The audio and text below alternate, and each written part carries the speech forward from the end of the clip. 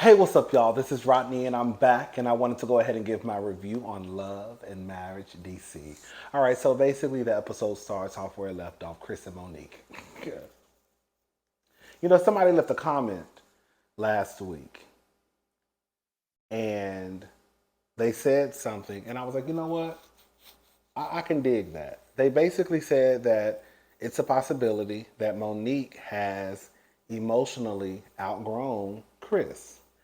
And you know what? I'm gonna go ahead and give Monique the benefit of the doubt because at one point I was just like, girl, like you knew the man you married, right? I think what it is for me now, and I'm still standing on what I said last week, not too much has changed. But there is a possibility that Monique has outgrown Chris emotionally. Or Monique woke up one day and said that I'm not being fulfilled in my marriage as, you know, I feel like I should.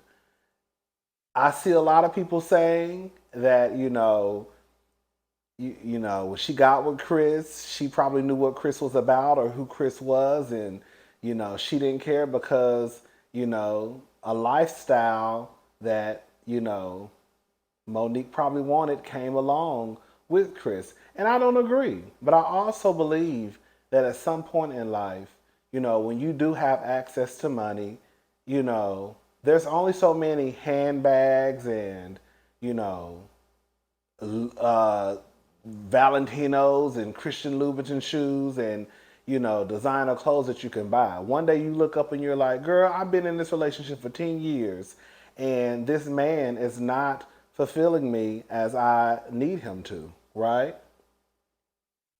So I think, you know, that's where Monique is.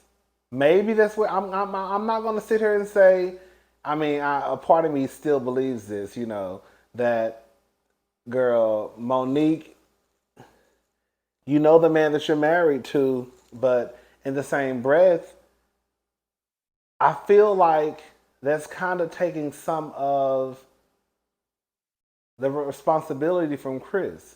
Because I feel like with Chris is a grown man, and Chris has already let us know that, him as a man, he is there to provide. And if ain't nobody knocking on the door and dropping off babies, then he thinks that he's, husband of the year. Those, he didn't add that part, but, it's basically basic stuff that you would expect someone in the role of someone. Listen to what I'm about to say. I feel like Chris is one of those men who, out of girl, like most of them, who grew up and decided to stand in what they say a man is supposed to be, right? So I'm supposed to be the protector, the leader, the head of household. And if you choose to attach yourself to those labels, then what comes with being a provider is, girl, taking care of the bills. So you're not getting no pat on the back from me because that's what you chose to step into. You decided to put that label on your back. And now you want a pat on the back because, well, I pay the bills and ain't nobody dropping off kids. Well, sir, no one's supposed to be dropping off kids. You don't get a clap or a standing ovation just because some heifer not knocking on the door talking about, girl, they said it's your child and it really messed me up. Okay? She said it's your child and it really messed me up. How could you deny your own flesh and blood? Gotta face reality. There can never be any more us. Yes. She said a real woman wouldn't do this over the phone. And could I understand think she's afraid. Oh, yes. She said she never wanted to hurt me. I think I got it mixed up. Anyways, girl, y'all get what I'm trying to say, girl. You look like somebody knocking on your door talking about, girl, look at this baby. Girl, he got the same nose as your husband and the same eyes. You know, the Maury girls, they got the same forehead. They got the same fingers. Girl, the baby 3 months old, you talking about his fingers the same size as the daddy's. They not, ma'am. Um, but no, I just think that, Monique got with a man who is the typical man who has no type of emotional intelligence, who doesn't really know outside of making sure that the bills are paid and bitches ain't dropping babies off. He thinks that his wife is fulfilled. And with Monique, she got with him and the bags were cute and the money was good and the clothes were cute. And now she woke up one day and she like, girl, I'm with this nigga and I'm not even fulfilled. You know what I'm saying? And I'm not even too much mad at Monique because the truth of the matter is, in real life, while there may be some women, bitch, ain't too many men and women meeting somebody who rich and they might be halfway decent in your eyes. And girl, you walking away from it. Girl, please don't get it twisted. Girl, a little bit of coin, guap, guap will make a situation a whole lot better. So yeah, she probably knew that Chris really wasn't the type of man that she wanted to be with, but she probably did look the same way. I mean, look the other way because of the lifestyle that came with Chris Samuels at the time. But now it's like, girl, okay, I got the nice houses, I got the clothes, the shoes, the bags, we got, stamps on our passports. Girl, but when I roll over or when I'm trying to have a conversation with you, you just looking at me like I'm dumb and slow. You see what I'm saying? Hopefully they can get it together. A part of me does also feel like I said last week, Chris is probably doing the best that he can do. Girl. Because again, these niggas have no type of emotional intelligence. Girl, they really can't bring anything to the table. And don't let the niggas have no money. Don't let them have no money like Chris. Again, and I hate to keep repeating myself. Chris thinks that, girl, he's doing his job because he's providing and ain't no bitch dropping no kids off at the front door. So as far as he's concerned, I don't know what the fuck your problem is, bitch. You see what I'm saying? Because I'm doing everything. I'm doing what a man is supposed to do. I'm taking care of you. You got access to the money, right? Ain't nobody dropping kids off. I come home and I play with the kids for a little bit, right? You should be happy. But Monique is like, I need something more. And then at first, I think a lot of us was looking at Monique like, girl, you knew the fuck who this nigga was. But in Monique's defense, yes, she probably did. I feel like I'm repeating myself. Yes, she probably did know who Chris was, but girl, 10 years later, it's not enough. Let's move on, girl, because we just spent too much time on Monique and Chris. Jamie, you know who girl, I'm gonna go ahead and say it. I don't mean to disrespect nobody's husband. I bet you Jamie was fine as hell back in the day. Girl, I do. I think Jamie was fine as hell back in the day. Anyways, Jamie goes over to his daughter's house. She calls him over to fix something, even though she knew he wasn't gonna be able to fix it. He didn't. No fixing ass. He don't know how to put them screws in them holes, but I know he know how to put his dick in them hoes pussies in the DMV. That was so unnecessary, but I just wanted to say it though. So anyways, Jamie's daughter, I think her name is Brittany. She basically says, that, we're grown. Jason is grown. Jason knows what he wants to do. Basically, like, stop being so hard on Jason. He hears her, and it was cute or whatever. Stormy and Monique meet up. Stormy. What did I put Stormy? I really put Stormy. Winter. Girl, winter. Winter. Now, I watched this episode only once. And then I went back and I wanted to watch the conversation between Winter and Monique at the dinner table again. And I wanted to kind of see what they said, how Monique presented the information to Arena and Ashley. Now, y'all correct me if I'm wrong.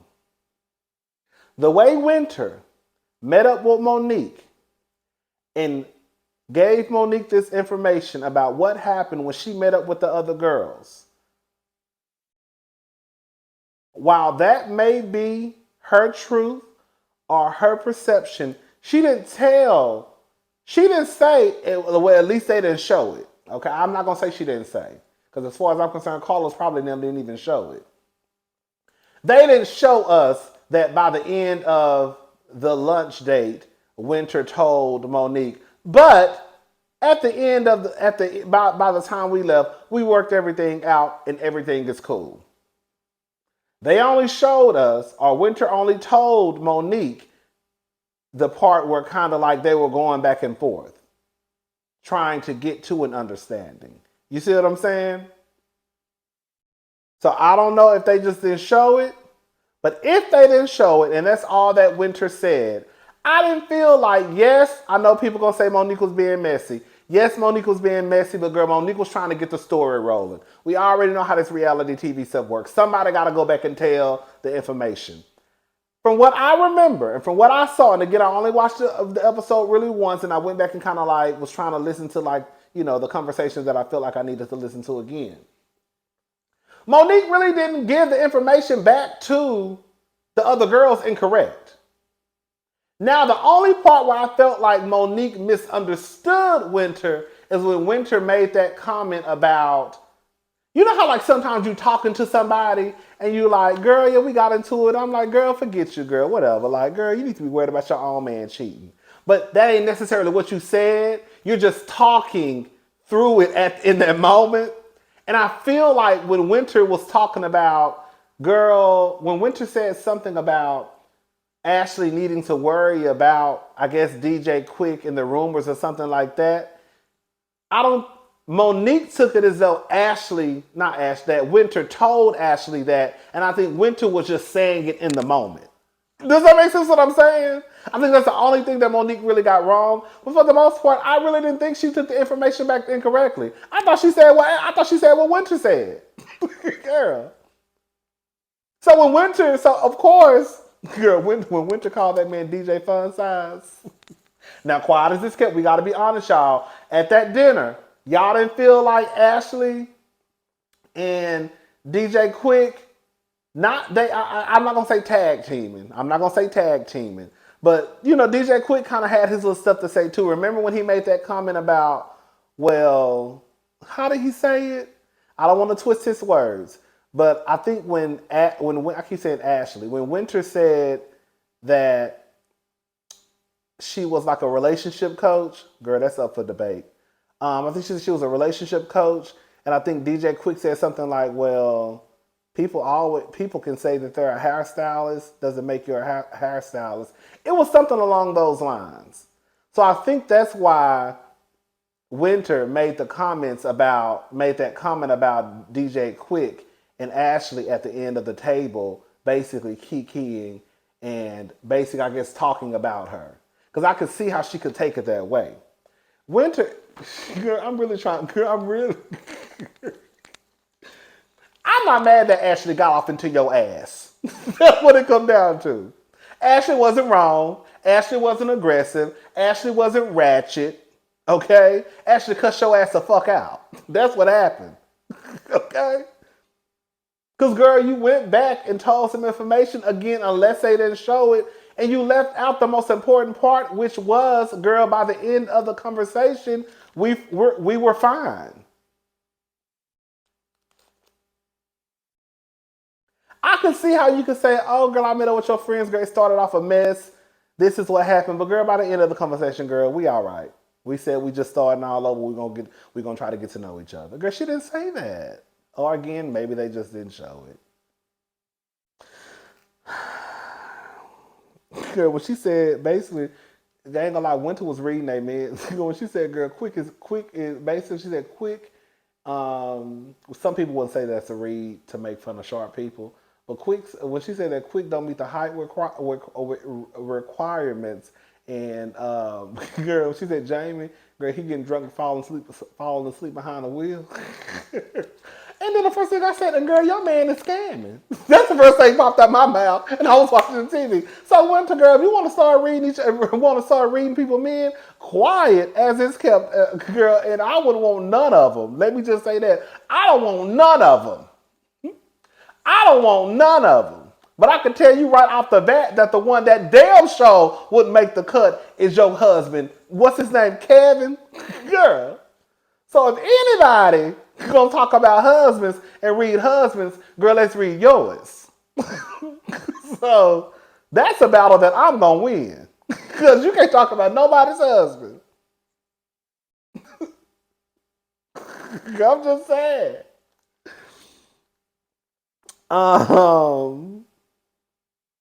She said that Arena was playing both sides.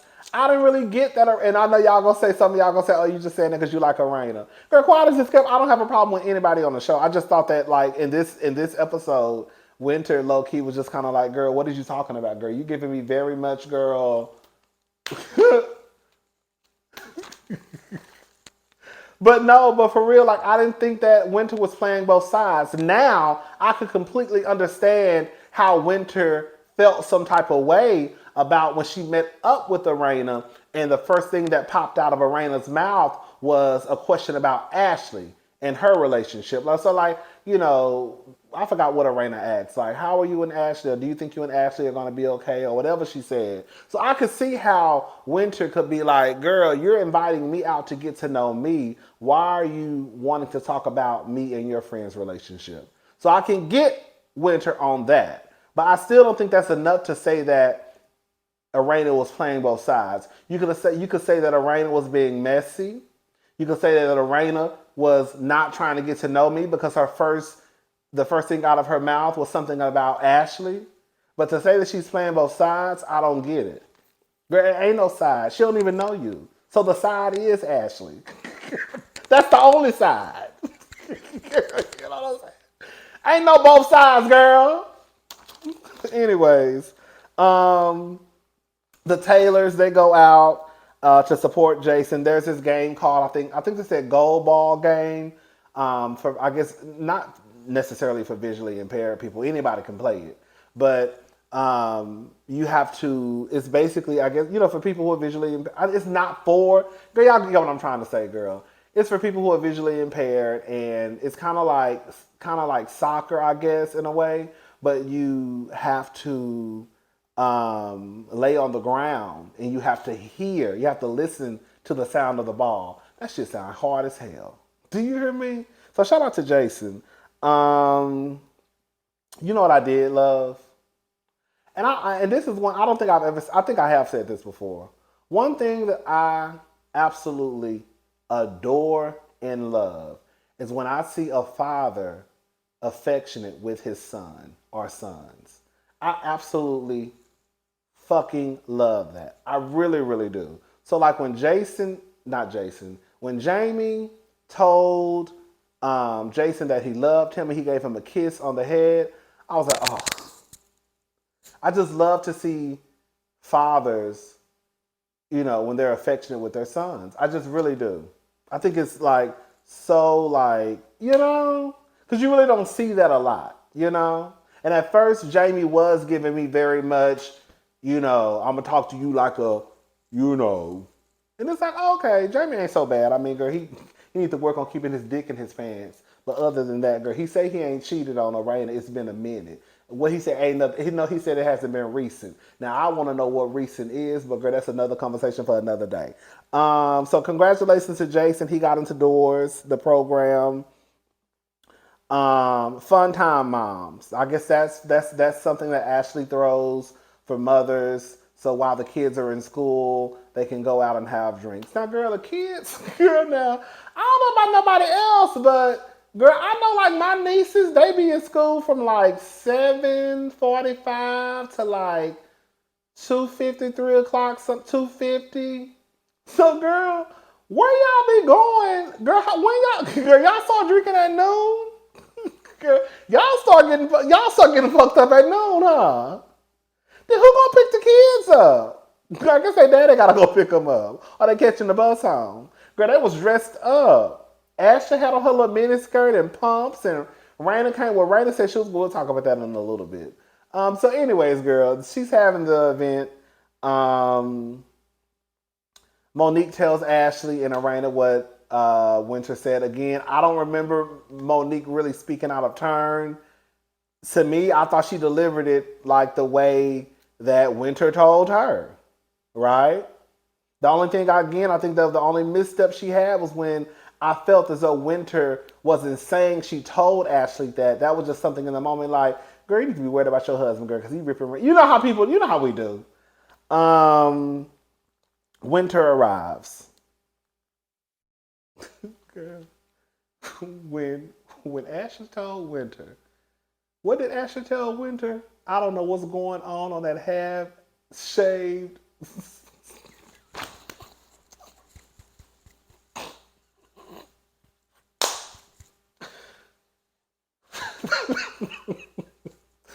When she told Winter, I don't know what's going on with that half-shaved side. Girl, they bleeped it out. She cursed.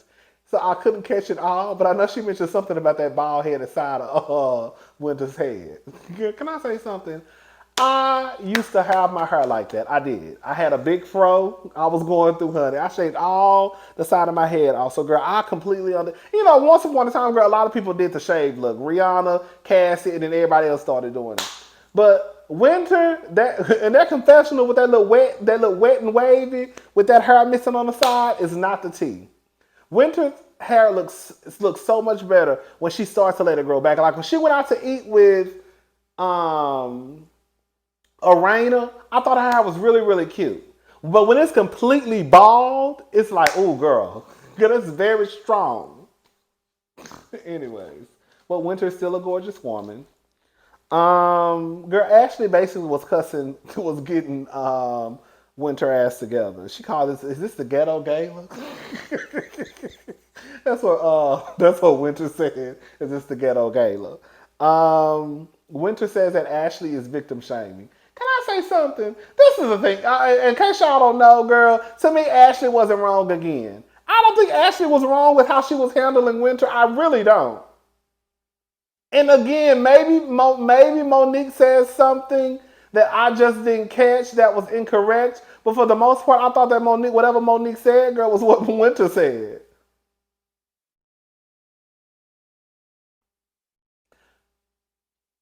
Winter. Girl, you ain't no victim. You was a grown-ass woman who got with a man and hadn't been to his house and married his black ass in the middle of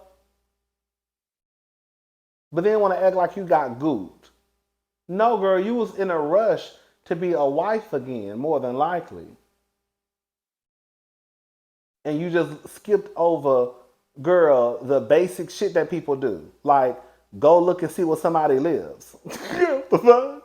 Who the fuck marries somebody? Like, the way Winter is acting like she was a 14-year-old girl who was, pushed off by her father to marry some man in 1950. You know what I'm saying? Like, I was just a young girl and, I was a baby. I was only 14 and I had to marry, Mr. Tom up the street who was, 31 years old, and I had to become a mother at the age of 15 and, girl, you was a grown ass woman. And sometimes in life we just have to just accept you for what it is. I was a fool. I didn't do my due diligence. I don't give a damn what Winter say, girl. You sitting there talking about my family checked him out. Girl, y'all didn't check him out enough. Now they talking about the man is scamming, allegedly. Girl, I'm sorry. Ashley wasn't victim shaming. She was basically calling you a goddamn fool.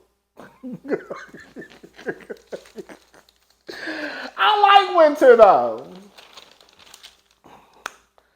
Um, when she said I hate the winter, I was born in the fall. Jamie and this review is getting too long. Jamie and what's her face? Arena have a renovation company. I think those are their partners. They started going back and forth. Long story short, girl, it sounded like to me, girl, Arena was already probably mentally drained and upset at Winter because after the Fun Time Moms situation that Ashley had, she went straight to her best friend's party. So I guess arriving at the party, something was going on. Jamie came out to meet her. I guess whatever was going on, Jamie got upset. He yelled at Arena. Arena got pissed off and basically left. She felt like it was Jamie's fault that she didn't attend. Listen, what it sounded like to me is again, Arena was already probably emotional and pissed off and upset and ready to whoop somebody's ass because of what just happened at the event she just came from, and now I'm here and now you yelling at me, so I'm about to go. That's what it sounded like to me. But also when Jamie said in the confessional, if you know how my temper is, just do what I say. Who the fuck? So, but in this case, I do feel like Arena. I feel like what happened earlier is what probably kind of pushed Arena. Like, you yelling at me, I'm about to go. He said, I'm sorry, and gave her a handshake. I said, I know he just didn't get this badass woman a handshake. But then he gave her a kiss. So, that was cute. That was pretty much it, y'all. I'm done. Girl, I tried to upload the Love and Hip Hop, Love and Huntsville review, and it didn't play. So let me try to upload it again. If not, girl, I know I ain't got to reshoot this. If I got to reshoot that Love and Marriage Huntsville video, baby, I'll do it tomorrow because I'm not doing it tonight. All right, I'll talk to y'all later. Bye.